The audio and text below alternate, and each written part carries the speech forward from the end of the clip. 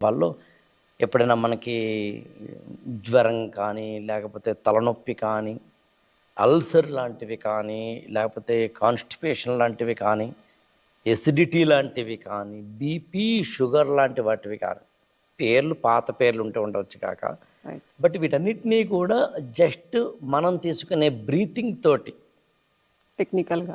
ఆపచ్చు, వాటిని తగ్గించుకోవచ్చు అని చెప్పడం చాలా ఆసక్తికరంగా అనిపించింది. హ్మ్.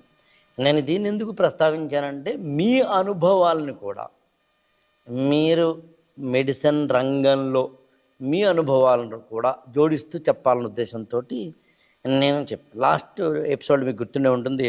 మనం బ్రీతింగ్‌ని కనుక హోల్డ్ చేస్తే, దిగ్బంధము చేస్తే, దాని విధంగా ఏ విధంగా నాడీ వ్యవస్థ మీద పనిచేస్తుందని మనం మాట్లాడుకోవడం జరిగింది. ఇప్పుడు మీ అనుభవాలేంటి? ఇలాంటి వాటిలో మీరు ఎలాగైనా అప్లై చేశారా? ఏంటి అసలు?